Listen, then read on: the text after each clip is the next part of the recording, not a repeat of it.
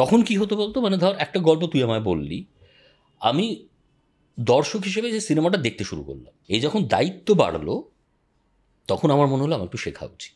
ব্যাকরণ যদি হয় কিছু স্ক্রিন প্লের, ছবি, সেটা হচ্ছে সোনার কেল্লা। নমস্কার, আমার নাম রাজ চক্রবর্তী, আমি অরিন্দম দের অ্যাসিস্ট্যান্ট। আমরা গল্প লিখে দেবে। স্ক্রিন প্লে লিখতে লিখতে এখনও মনে হয় যে আরেকটু কিন্তু জায়গা বাকি আছে কোথাও। তুই গ্রামের শেষ ছবি কবে দেখেছিস? কারণ গ্রাম আমরা জানি না, যে কারণে আমাদের ওই আরবান এই শহর ভিত্তিক গল্পই করে যেতে হচ্ছে। যেটা সিটফিল্ড বলছেন যে 6 অ্যাক্ট প্যারাডাইম বা 3 অ্যাক্ট প্যারাডাইম, সেটা ওনারা কিন্তু ফরম্যাটে ফেলছেন। এবার সেখান থেকে ক্যারেক্টারগুলো একটা অন্য স্টোরি ওয়ার্ল্ডে গিয়ে হাজির হয়। এটা আজ হচ্ছে না, কিন্তু এটা রূপকথাতেও হয়েছে আমাদের। আমরা দেখি যে রাজকুমার প্রথমেই তার সৎমার আদেশে বনে চলে গেল। আমি যদি আজকে সাপোজ আমি বলছি যে আমি আর আবির আজকে যদি কোথাও ট্রাভেল করি, আবিরের সঙ্গে 12টা লোক সেলফি তুললো, আমার সঙ্গে তুলনা বলে আমি কি রেগে যাব? Hello man, welcome to soul connection podcast. আমি অরুণাভ খাসনবিশ, আপনাদের হোস্ট ফর দ্য পডকাস্ট। আর আজকে আমার গেস্ট পদ্মনাভ দাশগুপ্ত। আমরা এই পডকাস্টে বিভিন্ন বিষয় নিয়ে আলোচনা করি, সেটা আপনারা অলরেডি জানেন। পদ্মনাভ দাশগুপ্তকে অনেকে চেনেন বিভিন্ন বিষয়ে, বিভিন্নভাবে। কেউ কেউ ওনাকে চেনেন অভিনেতা হিসাবে, কেউ কেউ ওনাকে থিয়েটারে দেখেছেন। বাট আমি পদ্মদার সঙ্গে আমার যে প্রাথমিক কানেকশনটা, সেটা ছিল একটা ছবির ক্ষেত্রে। পদ্মদা was the writer for my film. সেটা 2010-এ, অনেক দিন আগে। এবং পদ্মদার সঙ্গে আমি বহুদিন, বহু সময়, বহু আড্ডা মেরেছি। এবং আমার মনে হলো যে স্ক্রিন প্লে রাইটিং নিয়ে আপনারা বিভিন্ন কমেন্টেও এটা বলেছেন যে ফিল্ম মেকিংয়ের ডিফারেন্ট সাইডস নিয়ে কেন আপনি কথা বলেন না। অবভিয়াসলি আজকের এপিসোডটা is about a very important aspect of film making, সেটা হলো স্ক্রিন প্লে রাইটিং, বা বাংলা যেটাকে চিত্রনাট্য বলে। আর এই বিষয়ে আলোচনা করার জন্য যাকে আমার বেস্ট মনে হলো, এখন অবধি আমার মনে হয় প্রায়, পদ্মদা নিজে সেটা এক্স্যাক্টলি মনে নেই, I think more than 100 films in Bangla তিনি লিখেছেন, এবং তার মধ্যে তার দুর্দান্ত দুর্দান্ত হিট সিনেমাও আছে। তো আজকে আমার মনে হলো যে এরকম একটা ইম্পর্ট্যান্ট অ্যাসপেক্ট অফ ফিল্ম, যেটা আপনারা যদি জানতে পারেন আপনাদের ইন্টারেস্ট হবে, কারণ অনেকেই আমাকে বলেছেন। সো আজকের পডকাস্টটা specifically dedicated to screen writing. আমার মনে হয় যারা যারা ইন্টারেস্টেড অ্যাবাউট স্ক্রিন রাইটিং তাদের তো বটেই, আর যারা যারা নতুন জিনিস জানতে আগ্রহী, মানে the inner side of film making, screen play কীভাবে লেখা হয়, একজন স্ক্রিন প্লে রাইটার ঠিক কীভাবে ভাবেন, তাদের জন্য এই এপিসোডটা is going to be a very enjoyable episode. So sit back, যদি গাড়িতে থাকেন, যদি বাড়িতে থাকেন, কানে হেডফোনটা গুঁজুন বা ভলিউমটা একটু বাড়িয়ে নিন, আর sit back, relax and enjoy the podcast.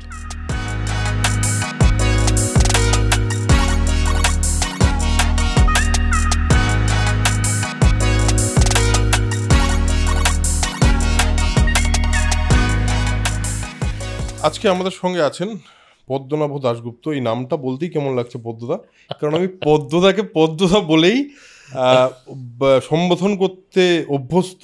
এই নামটা পদ্মনাভ দাশগুপ্ত বলতেই কিরকম একটা লাগছে। অনেকদিন বাদে বললাম, অ্যাকচুয়ালি অনেকদিন বাদেও বললাম। তো প্রথম কথা হলো, welcome to soul connection podcast. Thank you for coming. কেমন আছো বলো? ভালো আছি। অনেকদিন বাদে তোর সঙ্গে আড্ডা হচ্ছে, মানে ইনফ্যাক্ট দেখা হয়েছে অনেকবার, কিন্তু হ্যাঁ, বসে আড্ডাটা সেভাবে হয়নি।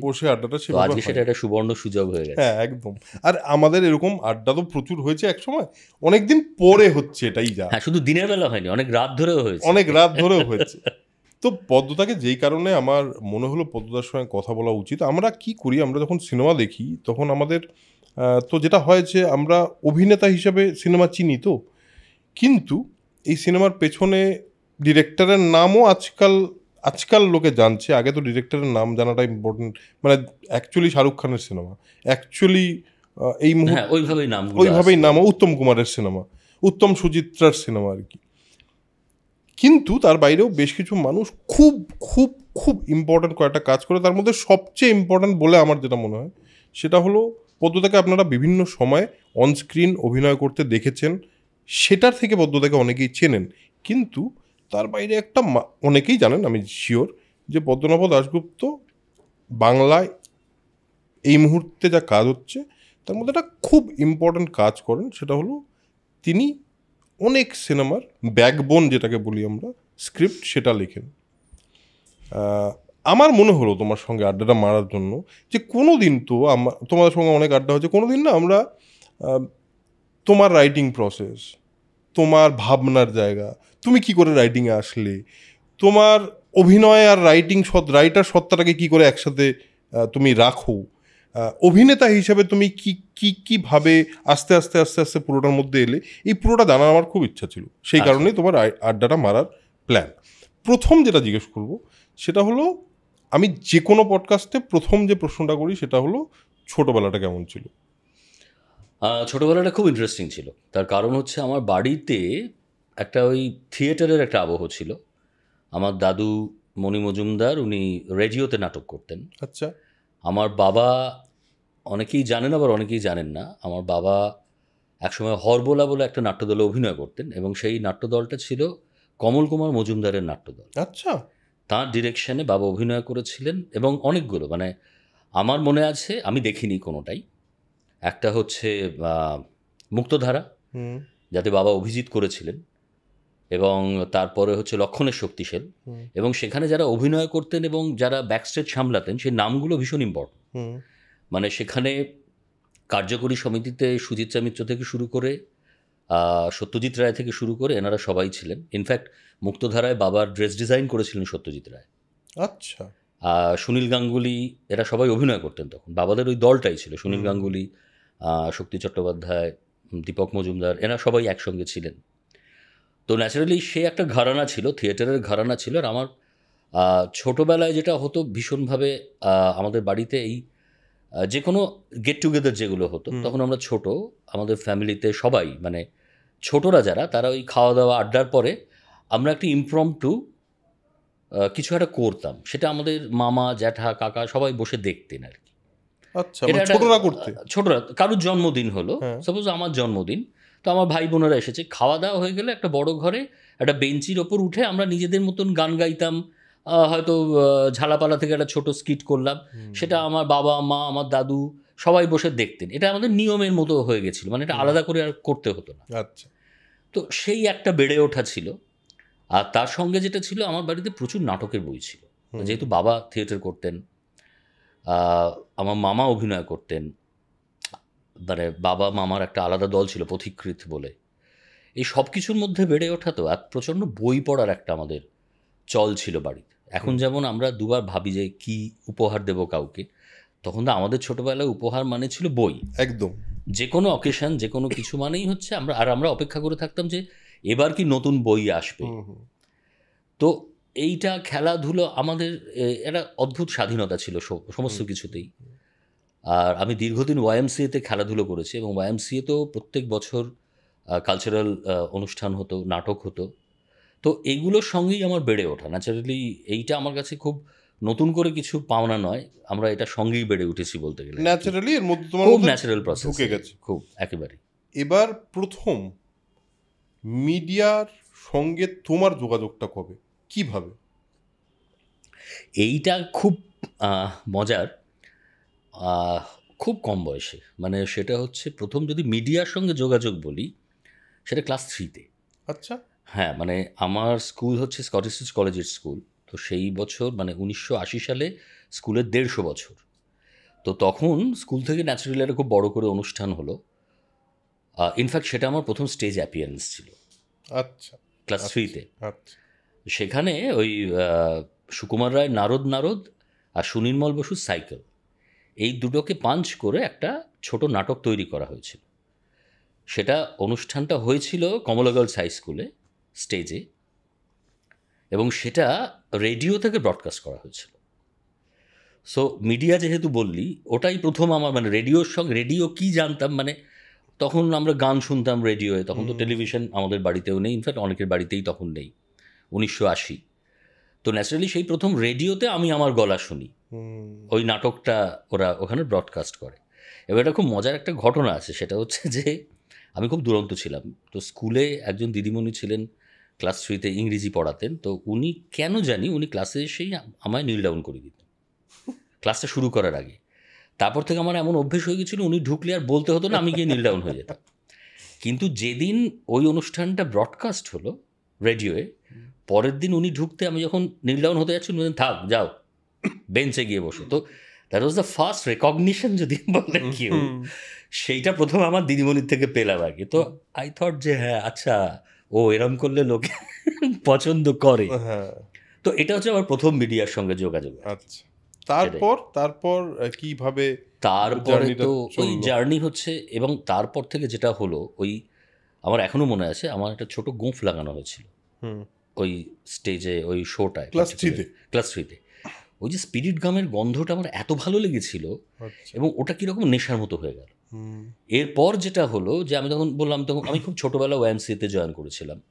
তো ওয়াইএমসিএ প্রত্যেকটা নাটকে আমি পার্টিসিপেট করতে শুরু করলাম, এবং তারপরে আমরা ক্লাসে আমরা অনেক বন্ধুবান্ধব মিলে প্রত্যেক বছর একটা করে এরকম বিচিত্রা অনুষ্ঠান করতাম, এবং সেটা আমরা ক্লাসেই অভিনয় করতাম। মানে স্কুলের পরে আমরা ওই স্যারের চেয়ার টেবিল সরিয়ে দিতাম, ওখানেই আমরা অভিনয় করতাম।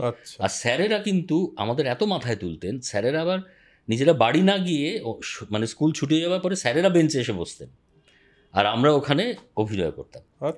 তো এই করতে করতে একটা নেশার মতো হতে থাকলো আর কি। তারপরে এমন হতো, স্কুল থেকে বাড়ি ফিরছি, হেদর মোড়ে কেউ একজন বললো এই তুই নাটক করবি, আমি বাড়ি না গিয়ে তার সঙ্গে চলে গেলাম। আচ্ছা, তো ওই নেশাটা ঢুকে পড়েছিল। ওই নেশাটা ভয়ানক ছিল, ওটা অ্যাকচুয়ালি রক্তেও ছিল কিছুটা। আমার বাবা অসম্ভব ভালো অভিনয় করতেন, যদিও পরবর্তীকালে রাজনীতিতে চলে আসেন, একেবারে বামপন্থী রাজনীতিতে এসে সব কিছু বিসর্জন দিলেন, সেটা যে সময়ের ঘটনা বলছি। কিন্তু ওটা ভীষণ ছিল, বাবাকে আমি স্টেজে অভিনয় করতে দেখেছি, তো ওটাও ভীষণ মনে হতো যে এটা কীরম জিনিস, একটা করে দেখলে কীরম হয়। এই করতে করতে আস্তে আস্তে আস্তে আস্তে ওই ভালো লাগাটা তৈরি, এবং আমার মোটামুটি ওই 9-10 যখন, তখন আমি বুঝতে পারছি যে এটা আমি ভীষণ টানছে পড়াশুনোর পাশাপাশি। কিন্তু আমাদের ছোটোবেলায় যা হতো, আমি 12 পাস করে বাবাকে বললাম যে আমি এতে যাব, এনএসডি চলে যাব, আমি আর এটা কন্টিনিউ করব না। মানে তুমি এতটাই সিরিয়াস ছিল অভিনয় নিয়ে? আমি চিরকালই অভিনয়, এবং এই শুধু অভিনয় না, মানে অভিনয় বল, নাটক বল, এই জগৎটা আমি ভীষণ টানত। আচ্ছা, তুমি এনএসডি যাওয়ার কথা ভেবেছিলে? এনএসডি যাওয়ার কথা ভেবেছিলাম, আমি বাবাকে বললাম যে আমি যাব, কিন্তু তখনকার দিনে তো এত লোক, এখন লোকে অনেকে জানে এনএসডি কী, তখন খুব কম লোক জানে এনএসডি কী। ইনফ্যাক্ট মানে সেই সময়ের কিছু পরে পরে আমার এক বন্ধু চলে গেল এনএসডিতে, কিন্তু আমি আর, কারণ বাবা বললেন যে তুমি পড়াশুনো কমপ্লিট করে যা ইচ্ছে করো, আমি কিছু বলবো না। আমাদের বাবারা তো বাবাটাই প্রচণ্ড রাগী ছিলেন। তো ন্যাচারালি আমিও দেখলাম যে ঠিক আছে তাহলে তাই হোক, মানে পড়াশুনো শেষ করেই যা করার করবো। ইন দ্য মিন টাইম ধর গ্র্যাজুয়েশন কমপ্লিট করলাম, আর পড়াশুনোয় আমি মোটামুটি চিরকালই ভালো ছিলাম, মানে কোনো অজ্ঞাত কারণে আমার রেজাল্ট খুব ভালো হতো চিরকাল। কোনো অজ্ঞাত কারণে? মানে হ্যাঁ, মানে পড়াশোনা করতাম মানে আমি যে ভীষণ সাংঘাতিক ভালো করবো এরমভাবে করতাম না, কিন্তু হয়ে যেত আর কি। তো মানে সেটার জন্য আমি নিজেকে খুব একটা নম্বর দিই না, কিন্তু কোনো কারো বন্ধু বান্ধব ছিল, তাদের নোটস পড়ে তাদের একটা সাহচর্য তো থাকে। আমার খুব ভালো ভালো পড়াশুনোয় ভালো এরম বন্ধু ছিল। তো এই করতে করতে আমি কলেজ, ন্যাচারালি এনএসডি যাওয়া হলো না, গ্র্যাজুয়েশন কমপ্লিট করলাম। গ্র্যাজুয়েশন যখন কমপ্লিট করছি, এই সময় একটা খুব বড় টার্ন অ্যারাউন্ড হলো। আমি সেটা টার্ন অ্যারাউন্ড বুঝতে পারিনি, এখন বুঝতে পারি। সেটা হচ্ছে সেই সময় প্রচুর কলেজ ফেস্ট হতো, মানে আমি বলছি এটা 91-92 এরকম সময়। আমি স্কটিশ কলেজে পড়তাম, আমার আগের ব্যাচে ছিল অনিন্দ চ্যাটার্জি। অনিন্দ আমার স্কুলেও আমার আগের ব্যাচ। তো অনিন্দ, উপল, আর আমাদের ক্যালিডোনিয়া ফেস্টটা হতো তখন আমরা পুরো স্কটিশের গ্রুপটা বিভিন্ন ফেস্টে গিয়ে পার্টিসিপেট করতাম। আচ্ছা, এই করতে করতে একটা দিন হঠাৎ এরকম হলো যে মেডিকেল কলেজে তখন যে ফেস্ট হচ্ছে, সেখানে আমার হাতে একটু সময় ছিল, আমি দেখলাম। আর তখন না ওই ফেস্টে টাকা পাওয়া যেত, মানে ধর তুই ফার্স্ট হলি তোকে 200 টাকা দেওয়া হবে, আচ্ছা, এবং সঙ্গে বিরিয়ানিও খাওয়ানো হবে। আচ্ছা, এটা খুব বড় আমাদের একটা মজার ব্যাপার ছিল। তো আমি দেখলাম আমার হাতে সময় আছে, তো ক্রিয়েটিভ রাইটিং, আমি চলো দেখি। সেটা আমি ফার্স্ট হলাম। সেটা কি প্রথম রাইটিং তোমার? না, প্রথম রাইটিং নেই, এর আগে টুকটাক লিখেছো, বাট ওরকমভাবে কম্পিটিশন ওয়াইজ প্রথম, এবং বিভিন্ন কলেজের বিভিন্ন ছেলেপুলে তাদের সঙ্গে। আমার এখনও মনে আছে বাড়ি বদলে যায় বলে রমাপদ চৌধুরী সেই সময়টা উপন্যাস বেরিয়েছিল, তো ওইটা নিয়েই লিখতে বলেছিল, বাড়ি বদলে যায়। এখন কী লিখেছিলাম এখন মনেও নেই, কিন্তু আমি ফার্স্ট হয়েছিলাম। তো বিরিয়ানি পেয়েছিলাম, টাকা পেয়েছিলাম, আমি দেখলাম এটা ভালো। তো তারপর ইন্টিগ্রেশন, আইএসআই, সেখানে ফার্স্ট হলাম। এরম দেখলাম তারপরে যে কলকাতা সার্কিটের বেশ কিছু ফেস্ট ক্রিয়েটিভ রাইটিং গেলেই আমি টাকাও পাওয়া যাচ্ছে, বিরিয়ানিও খাওয়া যাচ্ছে বা অন্য ফুড প্যাকেটও পাওয়া যাচ্ছে। এখন বুঝতে পারি যে কোথাও হয়তো আমার ওই লেখার একটা ফ্লেয়ার কোথাও ছিল। কারণ সিরিয়াসলি বলছি, আমি কখনো যে স্ক্রিন প্লে লিখতে পারবো এটা আমি ভাবিও নি, সেটা একটা অন্য বড় গল্প, সেটা পরে আসবো আর কি। তো এই করতে করতে যখন আমি এমএসসি ফার্স্ট ইয়ার, তখন আমার এক বন্ধু ওঙ্কার, ও আমাকে বললো যে এই চ না, থিয়েটার তো অনেক দিন তুই করছিস না। মাঝখানে আমি পুনশ্চ বলে একটা দলে অভিনয় করছিলাম, সেটা মূলত রবীন্দ্রনাথের বিভিন্ন লেখা, গান, এই সমস্ত নিয়েই কাজ করছিল নর্থে, শ্যামবাজারে। তো ও জানতো, ও তারপরে বলল যে চ, আমার একজন পরিচিত আছে, আমরা একটা দলে অভিনয় করি, নিজেরা একটা দল খুলেছি বন্ধুরা, কালীঘাটে প্রতাপাদিত্য রোডে, যাবি? আমি বললাম চ। থিয়েটার করতে আমি চিরকালই খুব পছন্দ করতাম। তো বললো আমার বন্ধু আছে কমলেশ্বর মুখোপাধ্যায়, হ্যাঁ, তো আমাদের দল আছে, চ। তো আমি গেলাম, কমলেশ্বরের সঙ্গে আলাপ, ডিগডিগে রোগা তখন।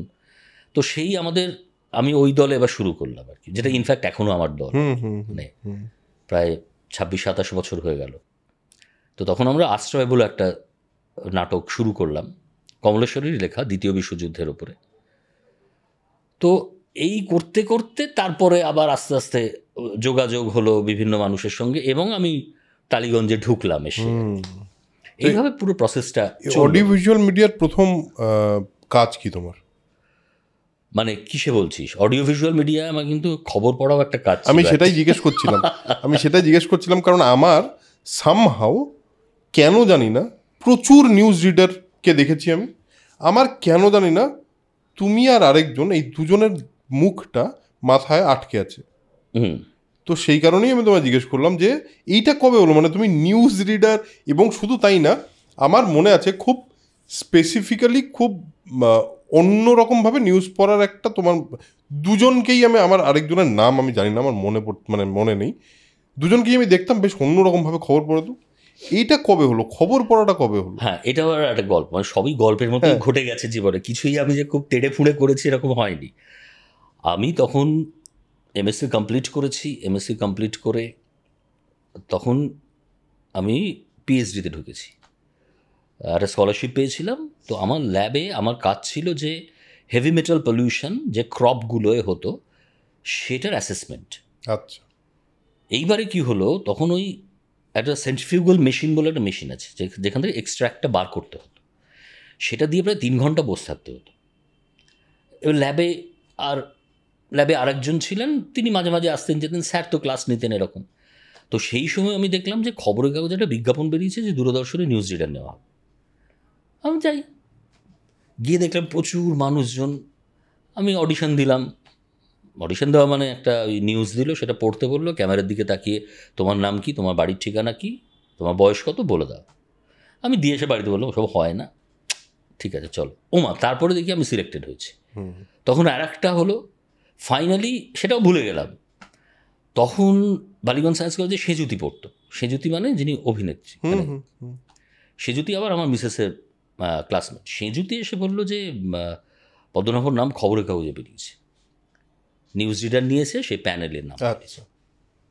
আমি সত্যি, তখন আমার এমন বিশ্বাস নেই, আমি চলে গেলাম কাগজটা নিউজ দূরদর্শনে, গিয়ে বললাম আচ্ছা এটা কি আমারই নাম?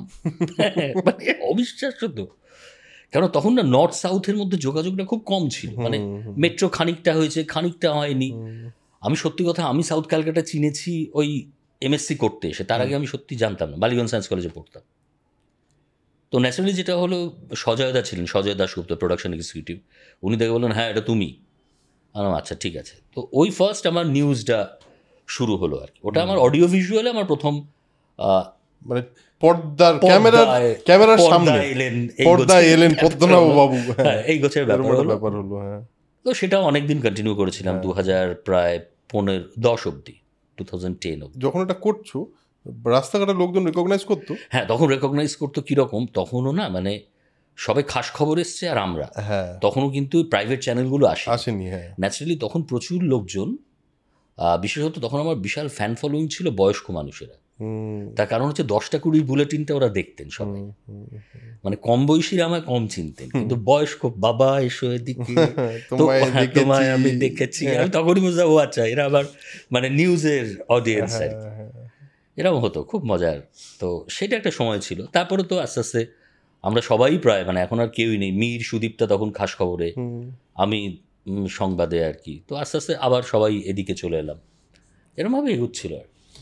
এবার তোমার রাইটিং মানে স্ক্রিন প্লে রাইটিং, এই ব্যাপারটার সম্পর্কে বা এই ব্যাপারটার মধ্যে তোমার ঢোকাটা ইন্টারনালি কি করে হলো, খুব এক্সটার্নালি দুর্ঘটনা। কি করে হলো, তো সেটা আচ্ছা দুর্ঘটনা মানে কিরম দুর্ঘটনা? একদমই দুর্ঘটনা। সেটা হচ্ছে আমি প্রথম আমার সিরিয়াল হচ্ছে বিউটি পার্লার, তখন আলফা টিভি বাংলা, তার ডিরেক্টর হচ্ছে সৌমিক চট্টোপাধ্যায়।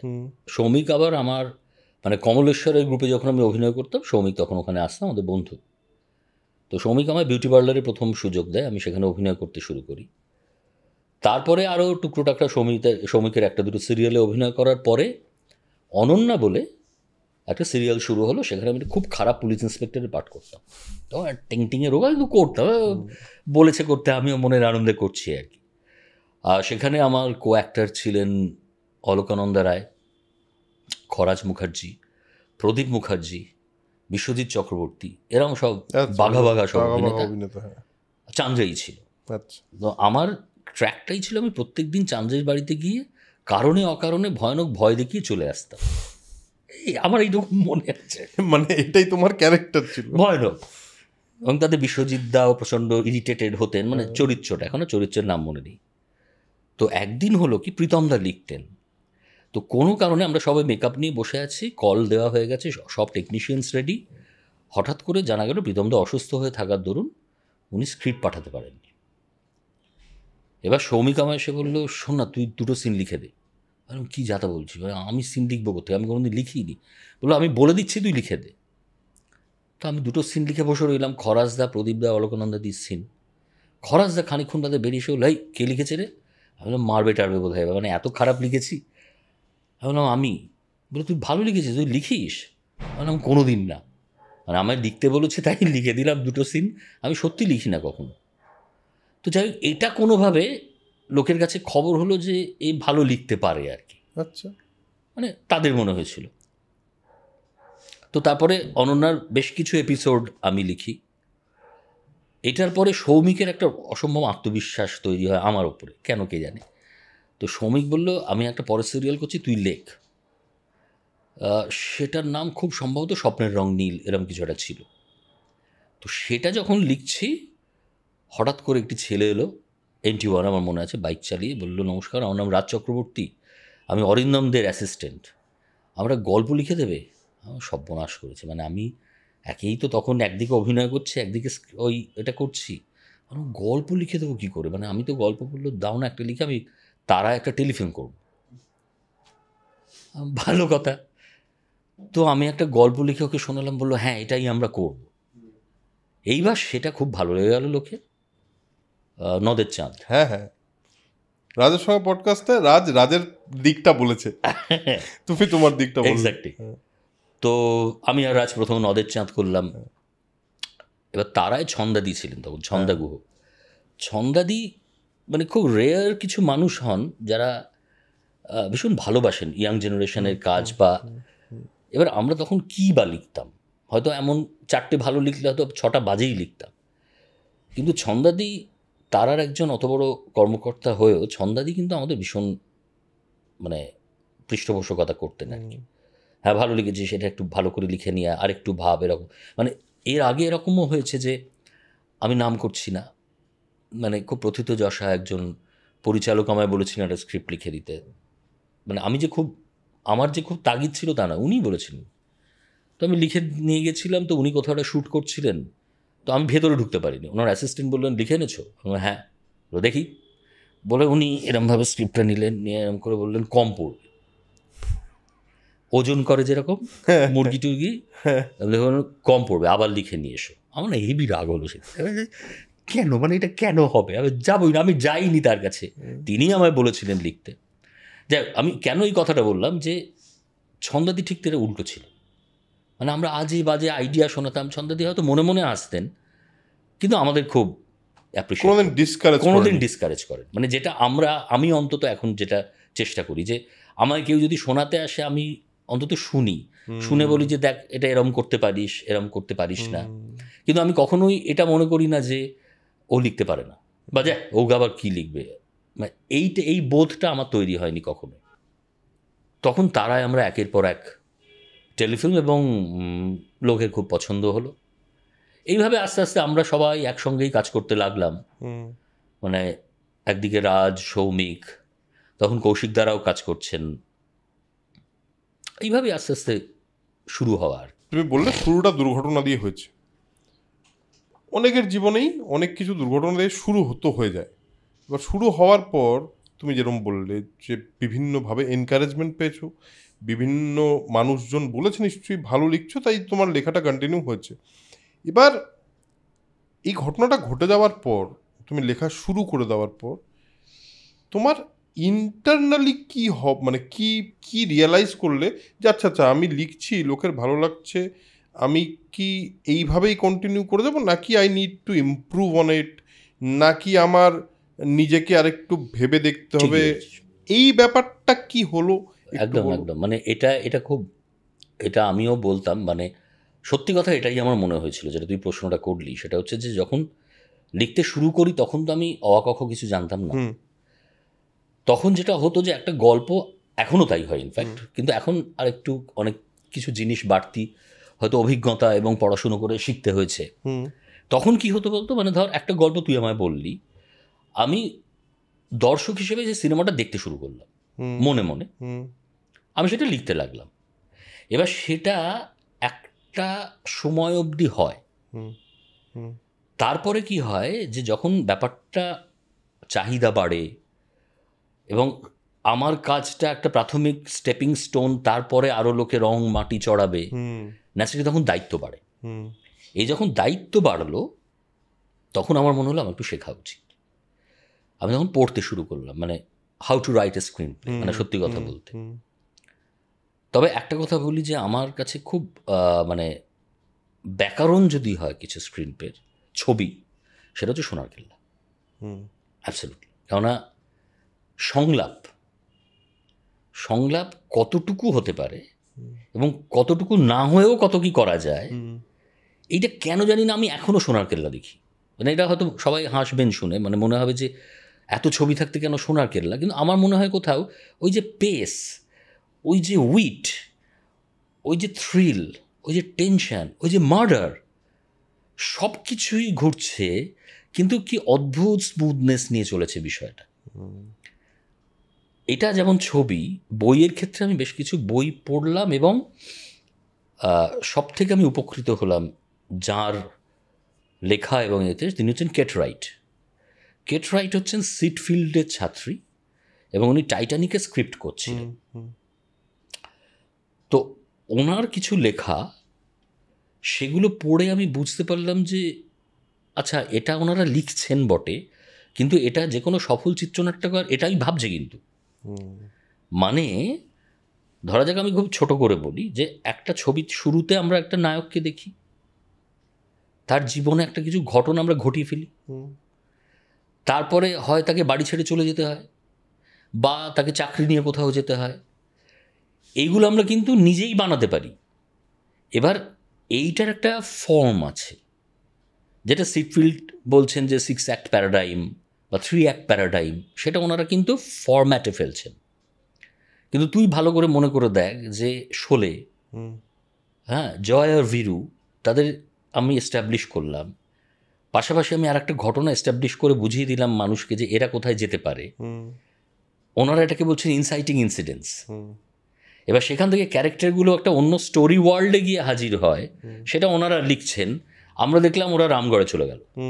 এবং তুই খেয়াল করে দেখবি যে কোনো ছবির ক্ষেত্রে এটা হয়, মানে মানুষ তার নিজের জায়গা থেকে কোথাও একটা ট্রাভেল করে চলে যায়। এটা আজ হচ্ছে না, কিন্তু এটা রূপকথাতেও হয়েছে আমাদের। আমরা দেখি যে রাজকুমার প্রথমেই তার সৎমার আদেশে বনে চলে গেল। So the crisis begins. এটা চিরকালই ছিল। কাজে আমরা যারা গল্প পড়ছি, আমাদের ভেতরেই না কোথাও কোথাও আমরা সেটা ভেতরে নিয়ে নিয়েছি। তো সেইটা ভেবেই লেখাটা শুরু হয়। আমরা যখন ছবি দেখতেও বসি, আমাদের মাথার মধ্যে কিন্তু ওটা কাজ করে দর্শক হিসেবে। আমরা বলি না ও অনেকক্ষণ হয়ে গেল একই জায়গায় আটকে আছে, এটা কেন বলি? তার কারণ হচ্ছে যে বলি না গল্প এগোচ্ছে না, কারণ আমরা ছোটবেলা থেকে কিন্তু এগোনো গল্প নিয়ে পড়ে বড় হয়েছি। ঠিক, গল্প এগোতে এগোতে গেছে।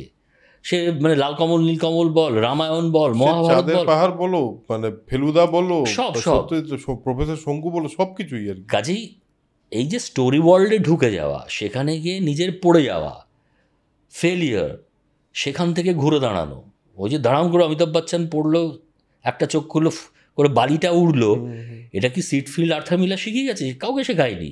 সেলিম জাভেদকে শিখিয়েছেন কি? এটা হচ্ছে ভেতরে ভেতরে আমরা এইভাবে তৈরি হয়ে গেছি। গল্প বলাটাই আমাদের এরকম, গল্প বলাটাই। সো ওই কারণেই সমস্ত বিখ্যাত স্ক্রিন প্লে রাইটাররা একটা লাইন লিখে যান, সেটা হচ্ছে screen writing is story telling. মানে তুই যত ভালো গল্প বলতে পারবি, আপনি তো স্ক্রিন রাইটিং তত ভালো হবে। এইগুলোই শিখলাম, এগুলোই পড়লাম, পড়তে পড়তে, লিখতে লিখতে, ভাঙতে ভাঙতে, এবং এত লোকের সঙ্গে, তোর সঙ্গে কাজ করছি, অমুকে রাজের সঙ্গে কাজ করছি, অরিন্দম শীলের সঙ্গে কাজ করছি, সবার সঙ্গে কাজ করতে করতে তাদেরও তো একটা ইনপুট কাজ করে, তাদের ভাবনা থেকে আমি শিখছি। হ্যাঁ, যে তারা এইভাবে ভাবছেন ছবিটা, আচ্ছা এটাও তো একটা ফর্ম হতে পারে, আমি হয়তো সেটা আবার অন্য কোনো ছবির ক্ষেত্রে সেই এক্সপিরিয়েন্সটাকে কাজে লাগাচ্ছি। এই প্রসেসটা এখনো চলছে, মানে it's a learning experience, never ending. এবং মজাটা কি হলো, ধর তুইও খুব ভালো কথা, 2010-11 আমরা যেভাবে ছবি বানাতাম, এখন তো ছবি পাল্টে গেল, একদম সম্পূর্ণভাবে পাল্টে গেল। সিরিয়াল থেকে আমরা সিরিজে চলে এলাম। আমরা শুনলাম যে কোল্ড ওপেনিং আমরা আজ থেকে 10 বছর আগে কেউ জানতামই না। হোয়াট ইজ কোল্ড ওপেনিং জানতাম না কেউ। এখন আমরা সবাই জানি কোল্ড ওপেনিং কি, নন লিনিয়ার প্যাটার্নটা কি হতে পারে ওয়েব সিরিজে, এগুলো শিখতে হচ্ছে এখন। কাজে এটা নেভার এন্ডিং প্রসেস। দর্শকদের জন্য শুধু একটা জিনিস বলে দিই, দুটো জিনিস বললো পদ্মদা, তার মধ্যে দুটো জিনিসকেই আমি একটুখানি আন্ডারলাইন করে দিই আমার মতো করে। সেটা হলো কোল্ড ওপেনিং মানে এমন একটা ওপেনিং, যেই ওপেনিংটা দেখে আমাদের মধ্যে সেই মুহূর্তে কোনো মারাত্মক উত্তেজনা তৈরি হচ্ছে না, কিন্তু ওই ওপেনিংটা যে কিছু একটা প্রমিস করছে এটা আমরা বুঝতে পারছি, দর্শক হিসাবে আমরাও এটা বোঝা শিখে গেছি। কারেক্ট। সেকেন্ড হলো যেটা বললো নন লিনিয়ার মানে রাম অযোধ্যাতে থাকে, অযোধ্যার থেকে কৈকেয়ী ওই তার মায়ের সঙ্গে কৈকেয়ীর সঙ্গে অসুবিধার জন্য বনবাসে পাঠিয়ে দিল, তারপর ফাইনালি সে রাবণকে মেরে রাজা হয়ে ফিরে এলো। এটা যদি শুরু হতো রাবণের সঙ্গে যুদ্ধ হচ্ছে, তারপর আমরা ফ্ল্যাশব্যাকে দেখলাম যে আসলে রাম কোথায় ছিল। এটাকে খুব সোজা ভাষায় যদি খুব নর্মালি বলতে হয়, এটাকে নন লিনিয়ার বলা যায়। ঠিক বললাম? কারেক্ট। হ্যাঁ। এবার আমি কেন এটা এক্সপ্লেন করলাম, তার কারণ হলো আমার এই পডকাস্টটা এরকম অনেক মানুষ শুনবে যারা জানতে চাইবে, কারণ অনেকেই আছে যারা অ্যাসপায়ারিং স্ক্রিন রাইটার হতে পারে। এবং আমি এই পডকাস্টটা করতেও চাইছি যে যাতে কোথাও যদি কারো মধ্যে একটা রাইটারের সিট থাকে, সেটা যদি সে এখান থেকে কোনো রকম একটা ইন্সপিরেশন পেতে পারে। তবে আমার সবসময় এটা মনে হয়, আমি মানে যে সমস্ত ছেলেদের সঙ্গে বা মানে পরের জেনারেশনের যাদের সঙ্গেই আমার এই নিয়ে কথা হয়, আমি খালি একটা কথাই বলি যে কখনো এটা ভাবলে চলবে না যে যেটা লিখলাম সেটা ফাইনাল। মানে প্রতি মুহূর্তে ইউ শুড বি মানে you must be a devil's advocate. প্রত্যেক মুহূর্তে এই প্রশ্নটা করে যেতে হবে যে এইটা কি অন্য কিছু হতে পারতো না? হলে কি হতো? হয়তো খারাপ হতো, ভালো হতো, অনেক কিছুই হতে পারতো। মানে এখনও আমার সঙ্গে যারা কাজ করেন বা ইনফ্যাক্ট মানে সমস্ত বন্ধুবান্ধবী জানেন যে খুব কম এরম হয়েছে যে 2টো ড্রাফটে ছবি লক হয়েছে। কারণ এটা সারাক্ষণ হতে থাকে, লিখতে লিখতে হয়, ভাবতে হয়। ইভেন তুইও জানিস, মানে আমাদের ওই ছবিটা নিয়ে আমাদের কি না হয়েছে। আমাদের ছবি মানে আমি যে ছবিটার কথা বলছি একটু বলে দিই। আমি একটা 2010-এ একটা সিনেমা করেছিলাম, সেটা বদ্যদাই স্ক্রিপ্ট লিখেছিল, এবং সেটাতে আমরা কিন্তু বারবার, আমি ছবিটায় পরে ইনক্লুড হই, এবং বারবার আমি আর পদ্মদা বসে বসে ওটাকে কি করা যায়, এটা হলে কি হতে পারে, কতগুলো ড্রাফট, আমার মনে হয় প্রায় 8-10টা ড্রাফট, 7-8টা তো হয়েই ছিল ড্রাফট। তো সেইটা একটা ইম্পর্টেন্ট কথা, খুব ইম্পর্টেন্ট, যে ড্রাফটিং ইজ ভেরি ইম্পর্টেন্ট। এবং সেই ড্রাফটিংটা করার সময় ওটা মাথায় রাখতেই হয় যে আমি দর্শক, মানে আমি কি জানি, আমার কত জ্ঞান বা আমি কত মজা করতে পারি, এগুলো অ্যাবসলিউটলি ম্যাটেরিয়াল। আমার চরিত্র, তারা কি করছে, এবং আমি দর্শক হিসেবে তাদের কতক্ষণ আমি কি দেখতে চাইছি, ওইটা ফুলফিল করতে না পারলে আমার মনে হয় না খুব একটা এ হয়। আচ্ছা বন্ধুদা, এই কথাটা আমার মাথায় আসে, আমার নিজেকে এই কোয়েশ্চেনটা করি অ্যাজ এ রাইটার। আমি যখন নিজের স্ক্রিন প্লে লিখি আমার কোথাও এই কোয়েশ্চেনটা বারবার আমার মনে আসে, ওই জন্য তোমাকে আমি এই প্রশ্নটা জিজ্ঞেস করতে চাই।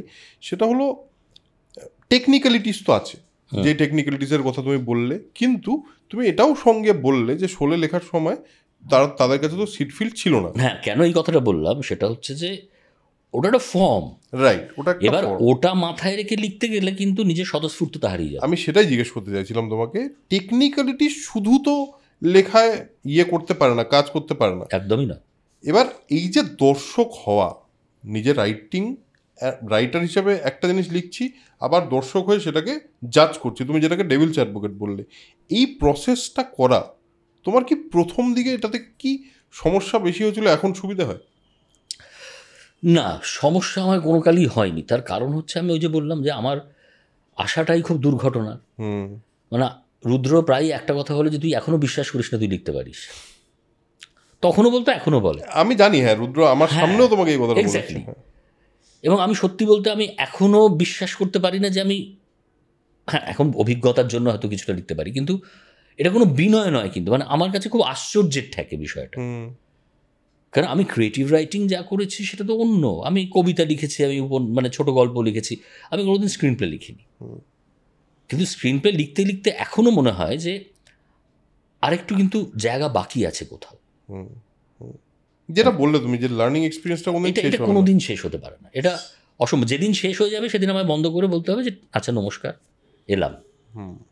কিন্তু সেটা হওয়ার নয়। সেটা খুব বিশেষত যেভাবে সময় পাল্টাচ্ছে, যেভাবে মানুষের সম্পর্ক পাল্টাচ্ছে, যেভাবে আমাদের পারিপার্শ্বিক পাল্টে যাচ্ছে, সমাজটাও পাল্টে গেছে, গল্প পাল্টে যাচ্ছে, তো আমাদেরও সেইভাবে পাল্টাতে হচ্ছে। তুমি এই পাল্টানোর কথা বললে, আমি খুবই একটা তুমি যখন থেকে শুরু করেছো, যে সময় আমি শুরু করেছি তার আগে থেকে তোমার শুরু করা, আমি পার্সোনালি একটা বড় ট্রানজিশন দেখেছি। তুমিও একটা আরো বড় ট্রানজিশন দেখেছো, এবং সেই ট্রানজিশনের পার্ট হয়ে তুমি পার্ট ছিলে প্রতিটা মুহূর্তে। এবার আমাকে একটা কথা বলো, এই ট্রানজিশনটার মধ্যে কি কি সিগনিফিকেন্ট চেঞ্জ তুমি খেয়াল করেছো? আমার কোথাও এখন যেটা মনে হয়, মানে আমরা যখন শুরু করেছিলাম এবং এখন এই সময় দাঁড়িয়ে আমরা অনেক বেশি কেজো হয়ে গেছি। কেজো ইন দ্য সেন্স, মানে আমরা, সেটা হয়তো ভালো, আমি জানি না, সেটা খারাপ বলতে পারবো না, কিন্তু যেহেতু তুই ট্রানজিশনের কথা বললি, সেই সময় কি হতো, আমরা অনেক বেশি একটা আবেগ নিয়ে কাজ করতো পুরো টিমটা। তখন মানে এমনও দিন গেছে যে আমরা সবাই একসঙ্গে বসে আলোচনা করছি, সকাল থেকে বসে সেটা নিয়ে খাওয়া দাওয়া হচ্ছে।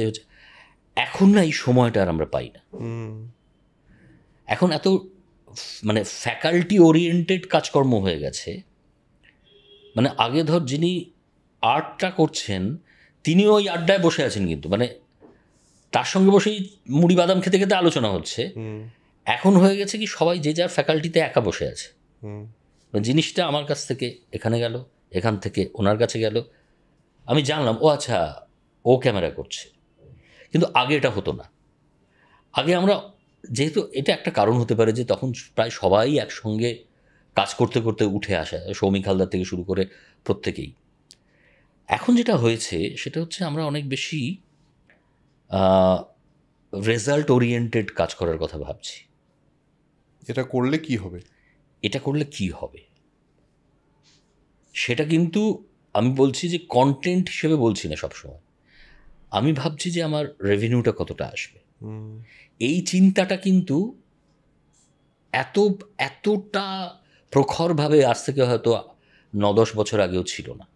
আরেকটা রেজাল্টের কোথাও আমার মনে হয় আমাদের মাথায় এখন, বা অনেকের মাথায়, বা আমাকে ইনক্লুড করেই বলছি, এক্সক্লুড করছি না, যে কোথাও একটা কাজ শেষ হওয়ার পর রেভিনিউ তো আছেই, তার সঙ্গে সঙ্গে আরেকটা জিনিস মাথায় আসে, এই কাজটার পর এই কাজটা দেখে আমি কি কাজ পাবো। না, সেটা যে তখনও ছিল না তা নয়, দেখ তখন তো আরও বেশি ছিল। মানে তখন তো সবাই স্ট্রাগল করছি, সবারই একটা রেগুলার সোর্স অফ ইনকামের দরকার আছে, সেটা তখনও ছিল। কিন্তু সেটার মধ্যেও না যে ওই ব্যাপারটা ছিল যে করে দেখি কি হয়। এখন না করে দেখি, মানে এই যে বিভিন্ন সাবজেক্ট নিয়ে যে আমি বলবো যে আজকে আমি একটা অন্য এই ধরনের একটা গল্প এনেছি, দেখ এটা কীরকম হতে পারে। আমরা কিন্তু সব থেকে আগে ভাববার চেষ্টা করবো গত 1 বছরে এই ধরনের সাবজেক্টে আদৌ কি কোনো ছবি হয়েছে? 1 হলে সেটা কি হিট হয়েছে? 2 এই যে ইকুয়েশনসগুলো, এই যে অঙ্কগুলো তখন এতটা ছিল না। অঙ্কে ফেলে দেওয়া ব্যাপারটা, অঙ্কে ফেলে দেওয়া। অবশ্যই এটা আমি মানে সময়ের প্রেক্ষিতে দাঁড়িয়ে এটাই বলতে পারি যে এখন বাজার ডিম্যান্ড সাপ্লাই আমাদের সেই জায়গায় এনে ঠেলে ফেলে দিয়েছে। ন্যাচারালি এখন ভাবতেই হচ্ছে। এবার সেই ছোট জায়গাটার মধ্যে দাঁড়িয়ে অনেক রকম হিসেব নিকেশ করে, ধর আগে তো তুইও জানিস মানে 20 দিন 22 দিনের ছবি শ্যুট হতো, এখন সেটা কমতে কমতে 12 দিনে চলে আসছে, কোথাও 10 দিন 9 দিনেও চলে আসছে, 9 দিনেও ছবি বানাতে হচ্ছে অনেককে। কাজেই আর ওই সময়টা বা ওই আদান প্রদানের জায়গাটা এখন আর থাকছে না, কোথাও একটা আমরা মিস করছি। আমি তো ভীষণভাবে মিস করি। মানে এখন ধর এক্সের সঙ্গে আমি কাজ করছি, আমি জানি ওর সঙ্গে আমি দীর্ঘ 20 বছর কাজ করে এসেছি হয়তো, বা 15 বছর কাজ করেছি, বা 10 বছর কাজ করেছি, কিন্তু এখন আমি জানি ফোন কলে হয়, আচ্ছা শোন এটা এরকম হলে, হ্যাঁ এটা আমার ঠিক আছে চল, আমি পাঠিয়ে দিলাম মেলে, হ্যাঁ পড়লাম ভালো হয়েছে চল শুরু করে দিই। আমি জানি ও প্রি প্রোডাকশন করছে, আমি লিখছি, পাঠিয়ে দিলাম। এমনও হয়েছে যে এইটুকুই হলো, আমি ফ্লোরেও যেতে পারলাম না, আমি একদম প্রিমিয়ারে গিয়ে হাজির হলাম। তো ইন দ্য মিন টাইম যে পুরো প্রসেসটা, অনেকে হয়তো অনেক অ্যাক্টার আমায় বলে ওইটা তোমার লেখা, তারা অভিনয় করে ফেলেছে কিন্তু অলরেডি। আগে তো এরকম হতো না, আগে পুরো টিমটা সবাই সবকিছু একসাথে করার চেষ্টা করতো। হ্যাঁ, মানে আগে এমনও হয়েছে রাত্রিবেলা, শোনো না আমায় একটু ওইখানটা এরকম করে দাও না, হতো কি না, অভিনেতারা ফোন করে বলছে এই বদদা আমায় একটু ওইখানটা একটু বাড়িয়ে দাও না, বা ওইখানটা আমি এরম করব। এইগুলো এত আমরা এখন বিভিন্ন জায়গায়, প্রত্যেকেই তাই, প্রত্যেকের ব্যস্ততা, কাজের চাপ, এবং ওই শর্ট স্প্যানে যত তাড়াতাড়ি কাজ করে বেরিয়ে যাওয়া যায় আর একটা কাজে চলে যাওয়া যায়, এইগুলো মানে একটা বাজারের ডিম্যান্ড, আমরা কিছু করার নেই আমাদের। কিন্তু এটা একটা ট্রানজিশন হয়েছে অলরেডি। এটা তো তুমি কাজের জায়গা থেকে, কাজের অ্যাপ্রোচের জায়গা থেকে ট্রানজিশন বললে। তুমি তো যখন লেখো তোমার তো চরিত্র হলো প্রধান জিনিস, চরিত্র এবং চরিত্রের ইমোশন এবং চরিত্রের ক্রাইসিস। এই পয়েন্টে আজকে দাঁড়িয়ে সমাজটাও তো বদলেছে। অ্যাবসলিউটলি। এই বদলানোতে কি কি ইনক্লুড করতে হয়েছে তোমার রাইটিংয়ের মধ্যে, মানে সেটা কি খুব স্পেসিফিক্যালি কখনো ভেবে দেখেছো? হ্যাঁ, মানে একটা তো ভীষণ বড় চেঞ্জ হচ্ছে যে কোনো বাইরে কোনো আড্ডা হলে সেটা ইনভ্যারিয়েবলি কোনো বার বা পাবে হতে হয়। আচ্ছা, যেটা আগে হতো না। মানে আমরা চায়ের দোকানেও হতে পারতো, এখন তো ন্যাচারালি সেটা চেঞ্জ হয়েছে, বিশাল পাল্টে গেছে। 2 নম্বর হচ্ছে তখন ফোনে লোককে দেখতে পাওয়া যেত না। মানে আমরা মাঝে মাঝে আলোচনা করি না যে বাংলা সাহিত্যে এত ভালো গল্প আছে, তাও কেন আমরা গল্প পাই না। গল্পগুলো পড়লে বোঝা যাবে তার মধ্যে দূরত্ব একটা বিশাল ঘটনা ছিল।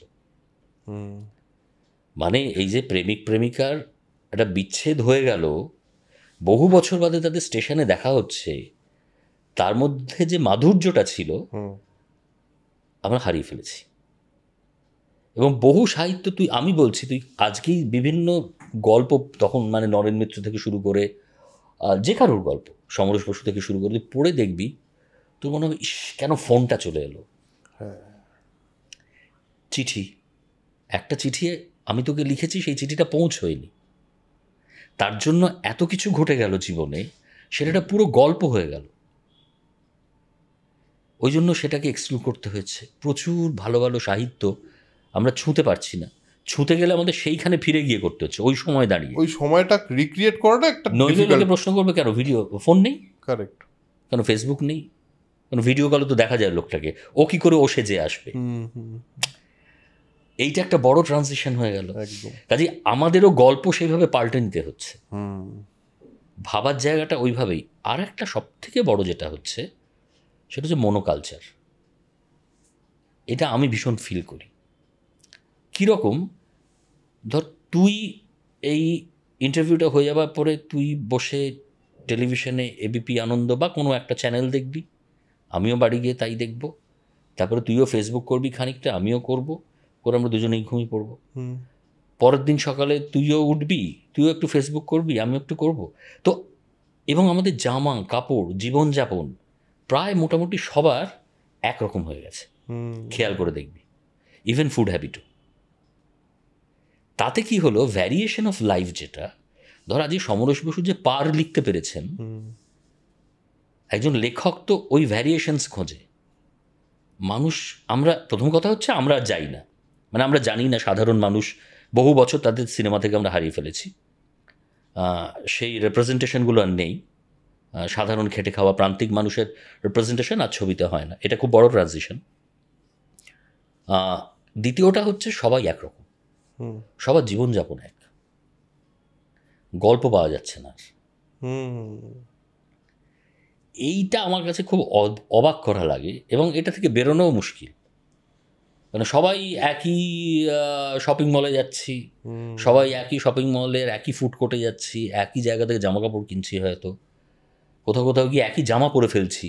এমনও হয়েছে, আমার ক্ষেত্রেই হয়েছে। আমি একটা বিয়ে বাড়িতে গেছি, দেখি আমারই এক বন্ধু একই জামা পরে এসছে। তো এই যে সবারই একই রকম দেখতে হয়ে যাচ্ছে, দেখবি মানে এটা অন্য কোনোভাবে আমি বলছি না, অধিকাংশ ছেলেদের এখন একরকম লাগে আমার। হ্যাঁ হ্যাঁ হ্যাঁ, এরকম একটা দাড়ি, দুদিকটা চাঁচা, হ্যাঁ, আর এখানে এরকম এরকম। হ্যাঁ, আমি না মুখগুলো আর আলাদা মুখের মজাটা আর পাই না। হয়তো লোকে মনে করতে পারেন কিছু, এটা আমার ব্যক্তিগত এই মনে হয়। মহিলাদেরও সবারই প্রায় সোজা করা চুল, স্ট্রেট, হ্যাঁ, এবং একই রকম দেখতে হয়ে যাচ্ছে সবাইকে আমাদের। এইটা আমার কাছে খুব গণ্ডগোলের।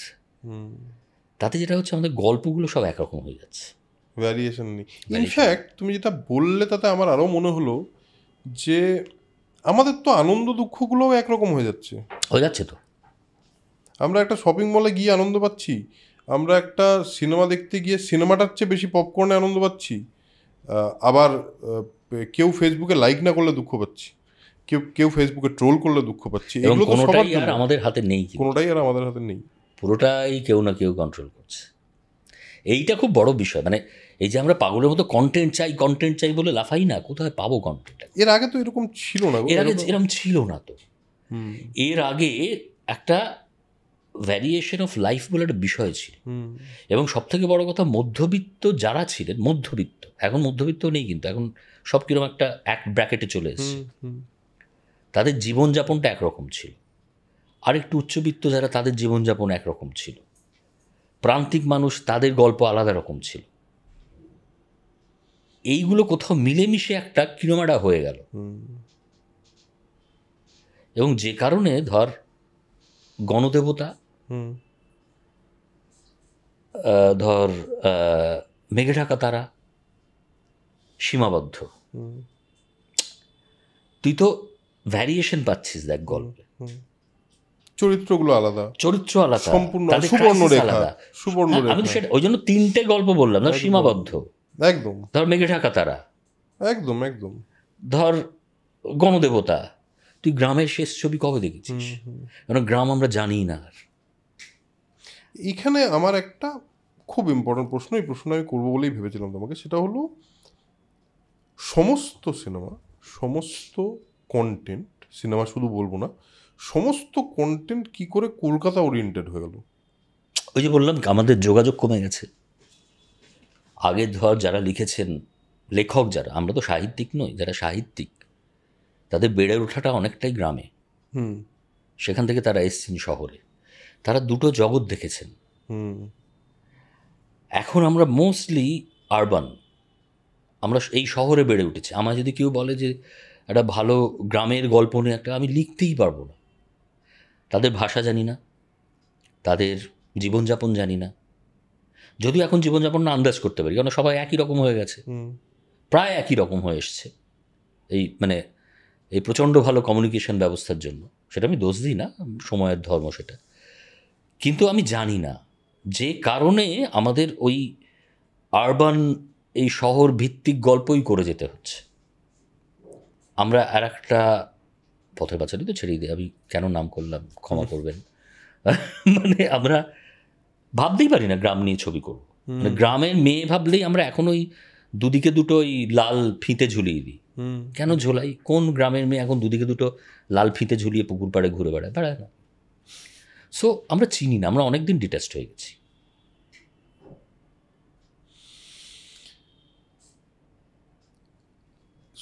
আমি দীর্ঘদিন ধরে লেখার চেষ্টা করতে করতে আমার প্রথম ছবিটা তুমি লিখেছিলে, তারপর আমি নিজে বোঝার চেষ্টা করেছি রাইটিংকে, অনেকের সঙ্গে কাজ করেছি, অনেকের ভাবনা থেকে ইন্সপায়ার্ড হওয়ার চেষ্টা করেছি। করতে করতে আমার একটা জিনিস মনে হয়, সেটা আমি তোমার সঙ্গে শেয়ার করি, সেটা হলো আসলে তো এই সমস্ত কিছুর বাইরে ইমোশনটা ইম্পর্ট্যান্ট। কারণ আমার মনে হয় কোথাও গিয়ে ইমোশনটা যদি কানেক্ট না করে তাহলে গন্ডগোল আছে। তোমার লেখার, আমি নিজে, এটা আমার নিজের রিয়েলাইজেশন, তোমার লেখায় যখন তুমি খুব মন দিয়ে একটা একটা চরিত্রকে তৈরি করো এবং সেই চরিত্রটার সঙ্গে তো তোমার একটা নিজস্ব পরিচিতি ঘটে। আমি লিখতে গিয়ে তো আমার হয়, এটা আমার মনে হয় প্রত্যেকটা রাইটারের ক্ষেত্রেই পরিচিতি ঘটে। এবার এই লোকটার একটা ইমোশনকে তুমি নিজের মতো করে লিখলে এবং তারপর সেটা গেল একজন পরিচালকের হাতে। তুমি অনেকের জন্য লেখা লিখেছো, তার মধ্যে দুর্দান্ত পরিচালকও আছে, ভালো পরিচালকও আছে, আবার অ্যাভারেজ পরিচালক আছে, সব রকমই আছে। যখন দেখো যে যেটা লিখলে, যেই ইমোশন থেকে লিখলে সেটা হলো না, হাউ ডু ইউ ফিল? কি মনে হয় এক্স্যাক্টলি? খারাপ লাগে ডেফিনেটলি। তখন মনে হয় আরেকটু বোধহয় কমিউনিকেট করা উচিত ছিল নির্দেশকের সঙ্গে বা পরিচালকের সঙ্গে। কিন্তু আবার এটাও ভাবতে হয় যে এমন একটা পরিস্থিতির মধ্যে হয়তো ছবিটা তাকে বানাতে হয়েছে, তখন সেই কমিউনিকেট করার সময়টুকু আর সে পায়নি। এখন যেটা হয়েছে সেটা হচ্ছে আমি এখন জেনে গেছি। এখন জেনে গেছো, এখন আমি জানি কে কী পছন্দ করেন বা কে কী ভাবনায় ছবি বানাতে পারবেন বা কার দক্ষতাটা কোন জায়গায়। মানে এক একজনের তো এক একটা ফিল্ড হয় ভীষণ স্ট্রং। এটা আমার এত বছরের অভিজ্ঞতা, এখন আমি জানি। কিন্তু ডেফিনেটলি মানে আমি জানি যে এটা খুব ভালো ছবি হতে পারতো, কিন্তু হলো না, সেটা কোথাও তো ডেফিনেটলি দুঃখ দেয়। কিন্তু দেখ, এন্ড অফ দ্য ডে এটা একটা টিম ওয়ার্ক। মানে আমি কখনোই একটা ভালো ছবি হলে বলবো না যে এটা আমার জন্যই ভালো হলো। তেমনি একটা খারাপ ছবি, একটা মানে ভালো চিত্রনাট্য খারাপ হয়ে গেলে আমি কখনোই বলতে পারি না যে সেটা শুধুমাত্র নির্দেশকের জন্য হলো। Because it's a team game, হারা জেতা সব আমাদের একসঙ্গেই শেয়ার করে নিতে হয়। তো এইখানে কোথাও একটা তো খারাপ লাগা থাকেই আর কি, ডেফিনেটলি। যারা স্ক্রিন প্লে রাইটিং বা স্ক্রিন প্লে রাইটার হতে চায়, তাদের মধ্যে কি কি গুণ থাকতেই হবে বলে তোমার মনে হয়? পেশেন্স মানে আমি লিখতে বসলে আমি টানা 3 ঘন্টা একসঙ্গে বসে লিখে ফেলতে পারি, এবং সেটা ভালো লাগা থেকেই হয়। মানে এমন নয় যে উফ আমায় 3 ঘন্টা বসে থাকতেই হবে, এরম নয়। কোথা দিয়ে সময় চলে যায় আমি জানি না। 2 নম্বর হচ্ছে যে মানে আমি যেটা যতটুকু বুঝেছি আর কি, ফেলে দিতে হবে এটা জানতে হবে। মানে এটা হলো না, এবং সেটা নির্দেশক বা কেউ পড়ে বললে সেটা অ্যাকসেপ্ট করতে হবে। খুব প্রিয় সিন কে ধরে রাখলে হবে না। শুধু তাই নয়, এটা কিচ্ছু হয়নি যদি কেউ বলে, you have to accept that. মানে সেখানে তুমি ও বাবা ও কি জানে, এটা যদি হয় না শেষ। কারণ প্রত্যেকটা মানুষের এই ইন্ডাস্ট্রির প্রত্যেকটা মানুষের একটা না একটা অভিজ্ঞতা আছে, সেই জায়গা থেকে ওনারা বলেন। তো সেটার একটা কোথাও স্ট্যান্ডার্ডাইজ করে বেছে নিতে হবে যে এইটা ঠিক বলেছে, হয়তো 4টে ভুল বলেছে, কিন্তু তার মধ্যে একটা পয়েন্ট কিন্তু ঠিক বলেছে, you have to accept that. এইটা যদি না থাকে তুমি কিন্তু ফ্লারিশ করতে পারবে না। আমার নিজের কাছেই নিজেকে খুব সৎ থাকতে হয় যে আচ্ছা অমুক এটা বললো, আমি আবার লিখি।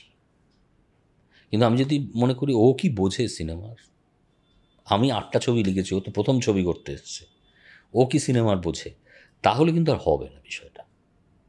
কাজে যে কোনো অ্যাসপায়ারিং রাইটারের এই পেশেন্স। আর একটা যেটা আমার খুব ইম্পর্ট্যান্ট মনে হয় সেটা হচ্ছে প্রচুর পড়া। কারণ আমরা তো ওই যে বললাম যে এত চরিত্র তো আর দেখতে পাই না সামনে, কিন্তু বই পড়লে এই বিভিন্ন ধরনের চরিত্রের শেড মাথায় ঘুরতে থাকে, যে সেটা কোথাও সাবকনশিয়াসে আমাদের চলে আসে যে একটা চরিত্র আচ্ছা সে তাহলে এরম হতে পারে। হয়তো আমি হয়তো আমার যে পড়ার যে অভিজ্ঞতা, আমার মানে কি বলবো, মেমোরি লাইব্রেরি হয়তো আমার সেটা সাপ্লাই করে দেয়। কাজে সেইটা খুব ইম্পর্টেন্ট। পড়া এবং দেখা, অবভিয়াসলি দেখা, সিনেমা দেখা, অবভিয়াসলি দেখা, কিন্তু দেখার থেকে আমার মনে হয় পড়াটা বেটার। কেননা দেখলে না আমি কিছু মানে একদম রেডিমেড জিনিস পাই, সেখানে আমার কল্পনার কিছু নেই। কিন্তু তুই যত পড়বি, যত সাহিত্যের বিভিন্ন চরিত্র তুই খুঁজে পাবি, তত তুই নিজের মতো করে একটা তোর রেফারেন্সে রয়ে যায় এক একটা ক্যারেক্টার, মানে খুব মানে অবচেতনে সেই ক্যারেক্টারগুলো ঢুকে আসে। আমি খুব সহজ একটা হিসেব দিই, মানে তুই খুব ধর একেনবাবু, সাপোজ একেনবাবু লেখার সময় বারংবার যেটা আমার মধ্যে ঢুকে আসে সেটা হচ্ছে আরকুল পোয়েরো। ওই উইট, ওই অদ্ভুত একটা সফিস্টিকেশনও রয়েছে, আবার একটা অদ্ভুত ভালনারেবিলিটিও রয়েছে। হ্যাঁ, তো এইগুলো বা ধর এই যে এত আগাথা ক্রিস্টি পড়ার ফলে যেটা হয়েছে, আমি জানি যে রেড হেরিং কতটা ইম্পর্ট্যান্ট একটা থ্রিলারে। যত তুই রেড হেরিং তৈরি করতে পারবি তত তোর থ্রিলার সাকসেসফুল, এবং সেই লোকটাকেই সব থেকে বেশি বিশ্বাস করতে হবে যে লোকটা আসলে ভিলেন। আগাথা ক্রিস্টির তো মজা ওটাই, তুই লাস্ট প্যারা অবধি গিয়ে বুঝতে পারবি যে ও আচ্ছা, যাকে আমি সব থেকে পরিষ্কার ভেবেছিলাম সেটাই সেই। ইভেন ধর তোর ফর্মও তো আমরা বিভিন্ন বই থেকে আমরা বুঝতে পারি যে আচ্ছা এটা এই ধরনের গল্প, এটা এই ধরনের গল্প, ক্যারেক্টার অ্যানালিসিস করা যায় এগুলো। তো পড়াটা, পেশেন্স, এবং এটা ভেবে নেওয়া যে এই ছবিটা হয়তো হবে না কিন্তু আমার লিখতে ভালো লাগছে। আর আমার বাড়িতে এখন প্রচুর প্রচুর এরকম স্ক্রিপ্ট আছে যেগুলো কোনোদিন হবে না, কিন্তু আমি লিখে ফেলেছি। তোমার লিখতে ইচ্ছা করেছে, আমার লিখতে ইচ্ছে করেছে, আমি লিখে ফেলেছি। শুধু লিখতে ইচ্ছে না, ধর তোর সঙ্গে আমার আলোচনা হলো, আমি প্রচণ্ড এক্সাইটেড হয়ে গেলাম তোর আইডিয়াটা নিয়ে, আমি আর তুই একসঙ্গে লিখে ফেললাম, ছবিটা কোনোদিন হলো না। ইন্ডাস্ট্রি প্রচুর পরিচালক আছেন যারা এখনও জানেন, আমিও জানি, প্রত্যেকের সঙ্গে আমার এরকম করে 4টে স্ক্রিপ্ট আছে যেগুলো হয়নি, কিন্তু আমি কোথাও না ওই রেজিস্ট করতে পারি না। কিরকম একটা হয় যে আমি তো সিনেমাটা দেখে ফেলি প্রথমে, বা যিনি নির্দেশক তিনিও দেখে ফেলছেন, তারপরে সেটা শুটিং হচ্ছে, তারপরে এটা, কিন্তু আমরা ছবিটা দেখে ফেলছি। এই যে অ্যাডভেঞ্চারটা, যে কোথাও কিছু নেই সেখানে একটা সিনেমা বানিয়ে ফেললাম আমরা, এইটা খুব ইন্টারেস্টিং। কাজে ওই আনন্দটা পেতে হবে। তোমার কি মনে হয় যে সিনেমা ইন্ডাস্ট্রিতে এই মুহূর্তে, আমরা যে বাংলা ফিল্ম ইন্ডাস্ট্রির কথাই যদি বলি, রাইটারদের যথেষ্ট গুরুত্ব দেওয়া হয়? হ্যাঁ, অফকোর্স, অন্তত সিনেমার ক্ষেত্রে দেওয়া হয়, এবং একদম অনেক ক্ষেত্রেই আমি যেটা হিন্দি ফিল্ম ইন্ডাস্ট্রি সম্পর্কে শুনতে পাই, আমি রিসেন্টলি কয়েকটা পডকাস্টও শুনছিলাম। কি রেমুনারেশন? না, রেমুনারেশন না, রাইটারদের পডকাস্ট শুনছিলাম। তাতে তারা বলছিল যে রাইটিংকে আরও বেশি গুরুত্ব দেওয়া উচিত in terms of their industry. কিন্তু আমি সেখানে তোমার কাছে, মানে তুই এখানকার রাইটারদের কথা বলছিস? এখানকার রাইটারদের না, এখানকার রাইটার নয়, তারা বলিউডে লিখছেন, সিনেমা লিখছেন, সিরিজ লিখছেন। তো এরকম বেশ কিছু লোকজনের কাছে যেটা শুনলাম, বা তাদের কাছ থেকে তাদের ইন্টারভিউতে শুনলাম, সেটা হলো তারা বলছেন যে আরেকটু গুরুত্ব বোধহয় পেতে পারতো রাইটাররা। সেটা তোমার না পেলে তুই আমায় ডেকে আজকে এটা ইন্টারভিউটা করতিস না। সত্যি, দ্যাটস ট্রু। তুই কি নৃপেন্দ্রকৃষ্ণ চট্টোপাধ্যায়ের নাম কজন জানে? বা ধর আমি বারবার বলি, বসন্ত বিলাপের মতো একটা ছবি, সেটা যে শেখর চট্টোপাধ্যায়ের মতো অভিনেতা স্ক্রিন প্লেটে লিখেছিলেন কজন জানে? গুরুত্ব তো পাচ্ছে, না পেলে তো এই জায়গাটা তৈরি হতো না। হ্যাঁ, এটা কেন হচ্ছে যে সবাই, হয়তো আরও ভালো রাইটার আছেন, তিনি গুরুত্বটা পাননি, এখনও পাবেন। কেন হচ্ছে যে আমরা ওয়েব সিরিজ করছি, ছবি করছি, তার জন্য আমার অজস্র রাইটার লাগছে। তখন হয়তো সিনেমা বানানো হচ্ছিল, তখন হয়তো একজন কি দুজন লিখছেন, কাজে তাদের গুরুত্বটা তৈরি হচ্ছিল। এবার এই যে এক ঝাঁক সিনেমা তৈরি হচ্ছে, এক ঝাঁক ওয়েব সিরিজ তৈরি হচ্ছে, সিরিয়ালে কত ভালো ভালো রাইটার আছেন, এত সিরিয়াল লেখা হচ্ছে, এই যে এত হচ্ছে, তার মধ্যে থেকে ডেফিনেটলি মানে ওই হয় না যে আমি একটা ট্রায়ালে গেছি, 20টা লোক আছে, আমায় সেরা হয়ে বেরিয়ে আসতে হবে। সেটা সময় করে দেবে আমার মনে হয়, সত্যি সেটা সময় করে দেবে। কারণ গুরুত্ব দেখ, গুরুত্ব যে দিতেই হবে। তো তুই গুরুত্ব না দিয়ে কী করে এই টিমটা মানে একটা প্রোডাকশন টিম যেটা ডিরেক্টর, রাইটার, অভিনেতা, ডিওপিদের আগে কজন ডিওপিকে মানুষ চিনত? That's true. ন্যাচারালি গুরুত্ব না, যতক্ষণ একটা টিম গেম হয় এবং প্রত্যেকেই মানে সেন্টার ফরওয়ার্ডের মতো খেলবে, তবেই তো আলটিমেটলি সাকসেসটা হবে। তো ন্যাচারালি গুরুত্ব আপনি লোকে মানে কাউকে দিতে হয়, ওটা আপনি হয়ে যায়। এবার হ্যাঁ, এবার তুই যদি বলিস ক্রেডিট দেওয়া হলো না, সেটা তো ডেফিনেটলি খুব অন্যায় বিষয়। কাউকে ক্রেডিট দেওয়া হলো না বা অ্যাকনোলেজ করা হলো না, সেটা হয় না আমি বলবো না। আবার সেটা কখনো কখনো এমনও হয়, সেটা সবসময় নির্দেশকদের হাতে থাকে না। কত ছবির মানে এখনও আমার ক্ষেত্রেও হয় যে প্রেস বের করেছে, কোথাও আমার নাম নেই। আমি জানি হয়তো ডিরেক্টর বলেছেন, কিন্তু তাদের মনে হয়েছে যে এই নামটার থেকে এই নামগুলো আগে দেওয়া দরকার, দিয়েছেন, ফাইন। দেখো, এটা খুব সত্যি কথা যে আমরা যেই ফিল্ম ইন্ডাস্ট্রি, ফিল্ম বলে যে বিষয়টা, সেটা মানে গল্প হলেও সত্যি কথাটা বললে রবি ঘোষের মুখটাই প্রথমে মাথায় ভাসে, তপন সিনহারটা ভাসে না, রাইটারের ইয়েও ভাসে না। এটা তো সত্যি কথা, এটা তো অ্যাকসেপ্টেড ফ্যাক্ট। এবং এক্ষেত্রে সিনেমা যে প্রধানত অভিনেতা দিয়ে পরিচিত হবে, দ্যাট ইজ ট্রু। সেটা কি কোথাও গিয়ে রাইটারদের ডিমোটিভেট করে কখনো, যে হ্যাঁ আমি ডিউটা পেলাম না যতটা পাওয়া উচিত? না, এবার যদি একজন স্ক্রিন প্লে রাইটার এটা ভেবে ইন্ডাস্ট্রিতে আসে যে আমিও উত্তম কুমারের মতো সমান ক্যারিশমা নিয়ে ঘুরে বেড়াবো, তাহলে সেটা ভুল। এইটা প্রথমেই মাথা থেকে বার করে দিতে হবে। এটা খুব সহজ হিসেব যে আমি একটা লিখব, আমিও ততটাই গুরুত্বপূর্ণ, কিন্তু একজন লেখক এবং একজন অভিনেতা দুজনের বাজারের এটা এক হবে না, ইমেজটা এক হবে না, হতে পারে না। একজন অভিনেতা হচ্ছেন একটা ছবির মুখ হিসেবে প্রথমেই আসছেন, দর্শক তার পোস্টারে তার ছবি দেখতে যাচ্ছেন, এটা একটা অন্য বিজনেস। আমি লিখছি ঘরের ভেতরে, তো আমি যদি আজকে সাপোজ আমি বলছি যে আমি আর আবির আজকে যদি কোথাও ট্রাভেল করি, আবিরের সঙ্গে 12টা লোক সেলফি তুললো, আমার সঙ্গে তুললো না বলে আমি কি রেগে যাব? সম্ভব নয়, আমার জায়গাটা সম্পূর্ণ অন্য। একদম। বরং আমি একটু ঘাবড়েই যাবো যে কিরে বাবা, মানে এই লোকগুলো আমার সঙ্গে ছবি তুলছে কেন? খুব সত্যি কথা। একদম। তাও আমার সঙ্গে দু একজন এসে আলাপ করে, তার কারণ হচ্ছে আমি কিছু কিছু জায়গায় অভিনয় করি বলে। তাই যারা করেন না, তো মানে তাহলে তো সব থেকে বেশি দুঃখ পাওয়া উচিত ডিওপিদের। কিন্তু ডিওপিদের সরিয়ে নিলে ছবিটা হবে কি করে? না, অনেক ক্ষেত্রে তো দেখো আজকের এগুলো মানসিকতার উপর নির্ভর করে। আজকের দিনে দাঁড়িয়ে অনেক ডিরেক্টরকেও মানুষ চেনে না, অনেক ডিরেক্টরকে চেনে। তাতে কি ডিরেক্টর ছবি বানানো বন্ধ করে দেবে? হ্যাঁ, এবং আমার কোথাও মনে হয় না যে কেউ কবে আমায় মানুষ চিনবে বলে কেউ ছবি বানাতে আসে বা লিখতে আসে বা অভিনয় করতে। আমারও মনে হয় না সেটা নিজের তাগিদ থেকে আসে। যদি হওয়ার হয় হবে। আমার মানে এই হচ্ছে হলে হলো, না হলো না হলো, কী অসুবিধা আছে? রাইটিং প্রসেসের সবচেয়ে বেশি এনজয় কোনটা করো? মানে সবচেয়ে বেশি এনজয় কোন প্রসেসটা করো? প্রসেসটা তো পুরোটা। ও, প্রসেস বলছিস? প্রসেসটা তো পুরোটা একটা লেখা, সবচেয়ে বেশি এনজয় কোন পার্টটা করো? এইটা বলা খুব মুশকিল, মানে এটা তো এক একটা ছবির ক্ষেত্রে এক এক রকম হয়।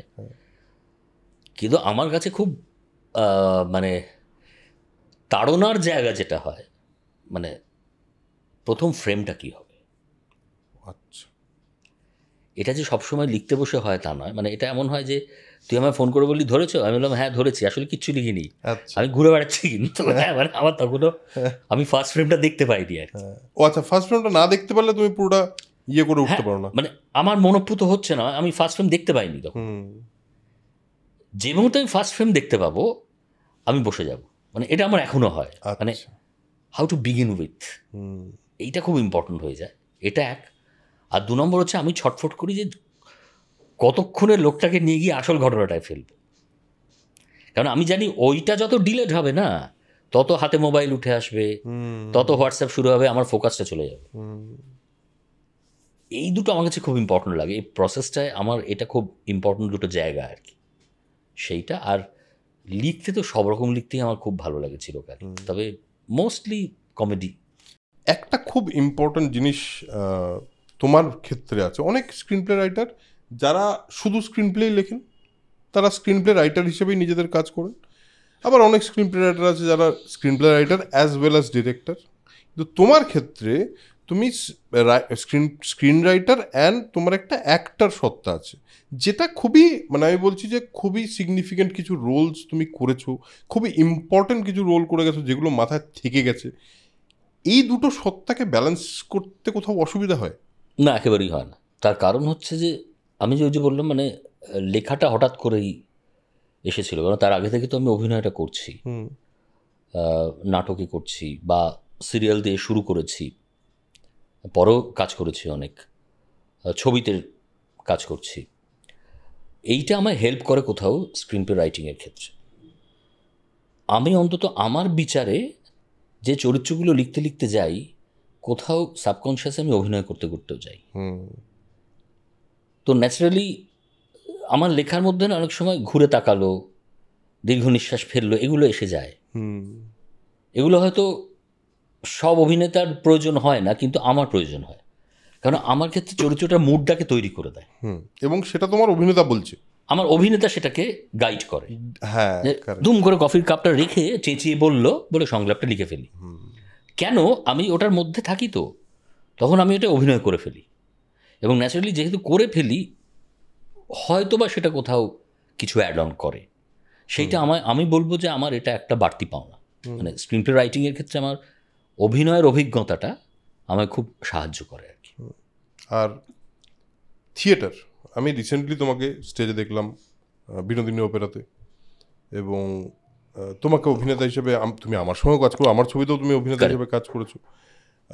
থিয়েটারে তোমাকে দেখে আমার মনে হলো যে এই পদ্মটাকে তুমি চিনি না, কারণ এটা একটা অন্য কিছু করছে। আমি তোমার থিয়েটারে খুব বেশি দেখিনি, আমি এটাই প্রথম দেখলাম তোমাকে।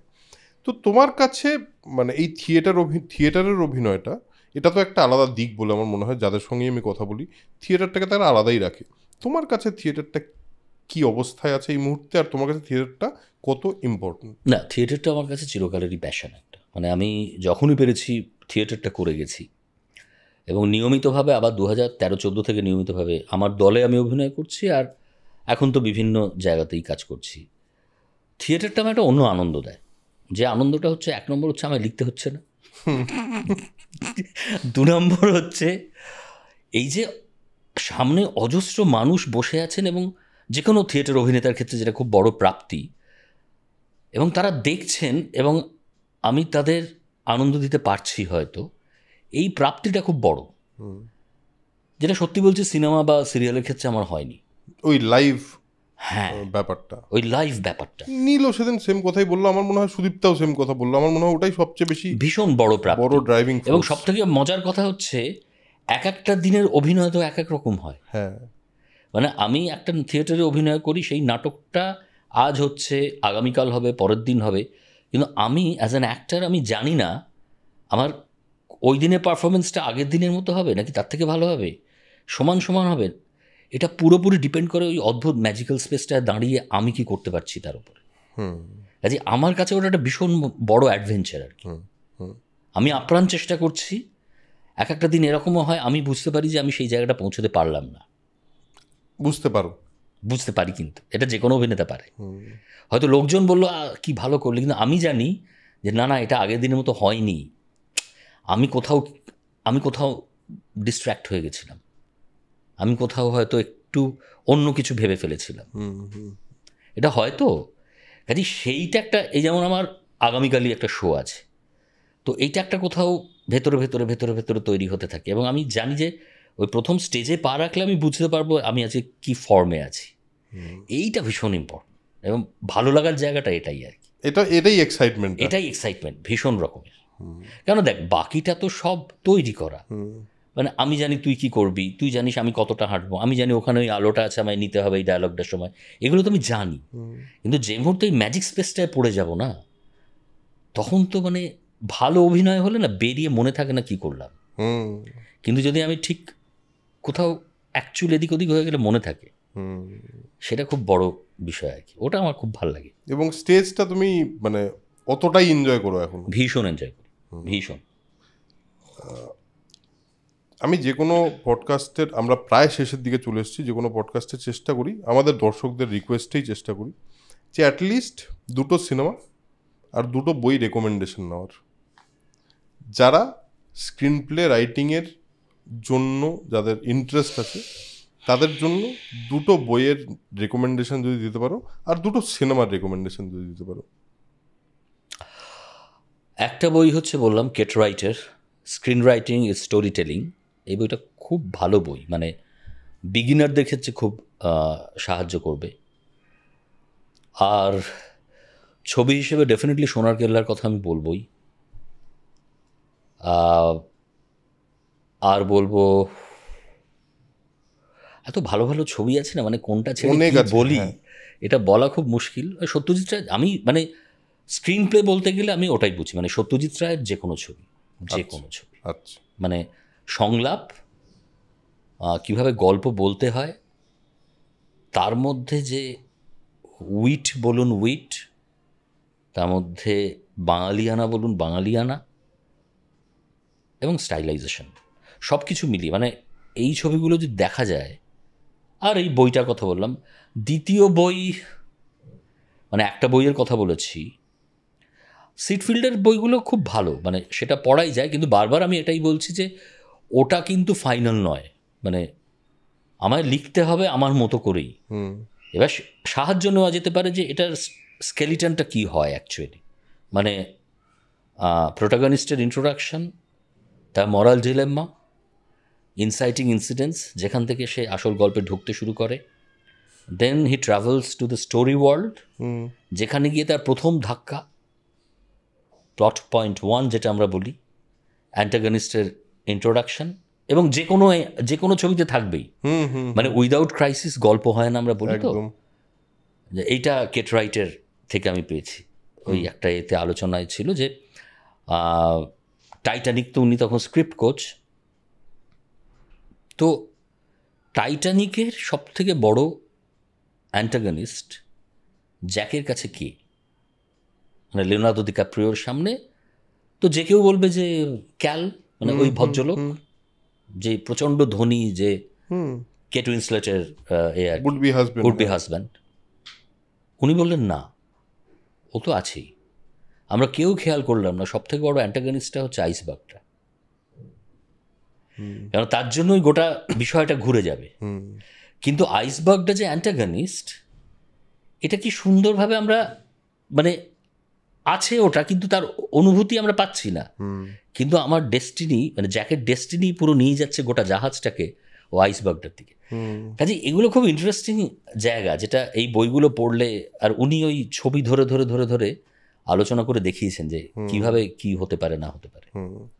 তো এইগুলোই, কিন্তু এন্ড অফ দ্য ডে হচ্ছে ওই নিজের খাতা, নিজের কলম, আর নিজের মগজ, আর নিজের পারসেপশন, সেটা যতটা অভিজ্ঞ হবে তত ভালো।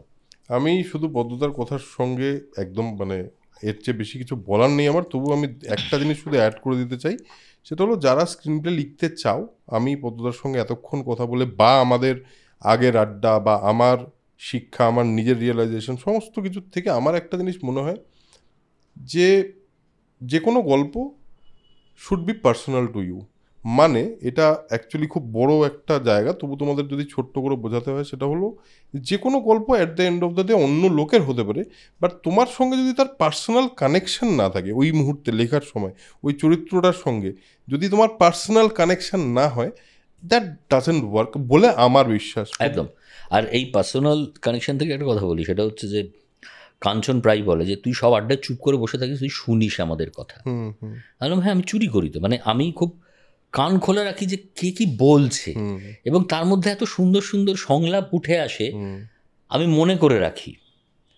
যেমন আমার এক পরিচিত, বেশি দিন আলাপ হয়নি, মানে একটা কাজের সূত্রেই আলাপ, সে কথায় কথায় বলে ক্যাচাল ইন ক্যালিফোর্নিয়া। বা এটা তো খুব অদ্ভুত, আমি এটা কখনো শুনিনি। আমি জানি এটা কোথাও না কোথাও আমি ঠিক লাগিয়ে দেবো, মানে সেটা আবার ভেতরেই ঢুকে যায়। কাজে এই সংলাপ শুনে, আচ্ছা ইন্টারেস্টিং সংলাপ বলে আমি এটা টুক করে তুলে নেওয়া। এটা একটা এক্সাম্পল দিয়ে দিই, আপনারা অনেকেই জানেন না, সেটা হলো আপনারা অনেকেই চ্যাপলিন দেখেছেন তোর বিখ্যাত আমার একটা লাইন ছিল ওখানে, জানেন আপনারা যারা চ্যাপলিন দেখেছেন, সেটা হলো সুমসুম বটু বটু জিলু মুকুরার যে জায়গাটা ছিল, ওই বাবা ছেলের একটা লাভ ল্যাঙ্গুয়েজ ক্রিয়েট করেছিল পদ্মদা, and very beautifully created. But সেই লাইনটা কিন্তু আমার ছিল, এবং একদিন পদ্মদা আমাকে ফোন করে বললো, শোন না তোর ওই লাইনটা আমি নিচ্ছি, ওই লাইনটা আমি ইউজ করছি। আমি বললাম হ্যাঁ অবশ্যই করতে পারো, এবং সেটা আমরা আড্ডাতে, এটা তুই বারবার বলতিস তখন, একদম বারবার বলতাম। আমার ওটা এত কানে লেগে গেছিল তখন, আমি তো ওটা লিখতে লিখতে, ওই যে বললি না পার্সোনাল, লিখতে লিখতে হঠাৎ ওটা মনে হলো যে এই খেলাটা তো খেলতেই পারে দুজনে। হ্যাঁ, এবং সেটা বিউটিফুলি ইউজ করেছো তুমি। আমাকে ইনফ্যাক্ট আমার ফ্যামিলির যারা এই ব্যাপারটা মানে যারা এটা জানে, তারা অনেকেই আমাকে ফোন করে বলেছে এটা তো তোর, এটা কি করে হলো, এটা অ্যাকচুয়ালি আমার ছিল না, এটা আমার দাদুর ছিল আর কি, তোমাকে বলেছিলাম। হ্যাঁ, তো সেই আর কি। তো ফাইনালি আমরা মোটামুটি এন্ড অফ দ্য ডিসকাশনে এসেছি, কারণ আমার আর পদ্মদার এই আড্ডাটা চলতেই থাকবে আর কি, মানে এর কোনো শেষ নেই। এবং বহুদিন পর দেখা হয়েছে, বহুদিন পর আড্ডা হচ্ছে। অবভিয়াসলি আমার মনে হয় যারা স্ক্রিন প্লে নিয়ে ইন্টারেস্টেড, যারা নিজেকে স্ক্রিন প্লে রাইটার হিসেবে দেখতে চাও বা ভাবতে চাও বা ভাবতে চান বা ভাবতে চাইছেন, তাদের এই আড্ডাটা থেকে আমার মনে হয় একটা ইনসাইটফুল আইডিয়া অন্তত পাওয়া যেতে পারে। একটা খুব বেসিক, হয়তো যদি এই এপিসোডটা আপনাদের ভালো লাগে, হয়তো আমি আর পদ্মদা একদিন এরকমও একটা আড্ডা মারতে পারি যেখানে আমরা স্ক্রিন প্লের আরও ডিটেল টেকনিক্যালিটিস নিয়ে কথা বলতে পারি। যদি পদ্মদার সময় হয় আমরা নিশ্চয়ই সেটা চেষ্টা করব। বাট আজকেরটা ওভারঅল আমরা একটা ওভারভিউ পাওয়ার চেষ্টা করলাম, পদ্মদার জার্নি জানলাম। একজন রাইটারের বা একজন যে কোনো মানুষের সঙ্গে আড্ডা মারতে গেলে তার জার্নিটাও আমাদেরকে কোথাও না কোথাও বিভিন্নভাবে ইন্সপায়ার করে, বিভিন্নভাবে কানেক্ট করে। তবে আমি একটা কথা বলি, সেটা হচ্ছে হয়তো আমার এই জার্নিটা ইনকমপ্লিট থেকে যেত যদি না এত বন্ধু আমার পাশে থাকতো। এই যে যারা আজকে সবাই ডিরেক্টর বা বিভিন্ন ফিল্ডে, ডিওপি থেকে শুরু করে অভিনেতা থেকে শুরু করে, আমরা এত বছরের একটা পরিচিতি, ন্যাচারালি মানে তারা আমায় গাইড না করলে, সবাইকে সামনাসামনি বলেছে যে না তুই এটা এইভাবে কর, কিন্তু আমি না প্রত্যেকের কাছ থেকে কিছু না কিছু শিখতে শিখতে গেছি। এবং এই সার্কেলটা আমায় এত এনরিচ করেছে, মানে এনারা না থাকলে সত্যি আমার এতটা জার্নি করা সম্ভব হতো না। মানে I am so grateful to all of them, absolutely. So on that note আজকের এপিসোডটা এখানেই শেষ করছি। দেখতে থাকুন সোল কানেকশন পডকাস্ট, দেখা হচ্ছে আরেকটা এপিসোডে। আর এরকম বিভিন্ন আড্ডা নিয়ে আমরা আসতে থাকি, তো সেই চ্যানেলটাকে সন্দেশ.tv, এটাকে অবশ্যই সাবস্ক্রাইব করুন। আর আজকের জন্য টাটা, ভালো থাকবেন, stay positive and spread knowledge.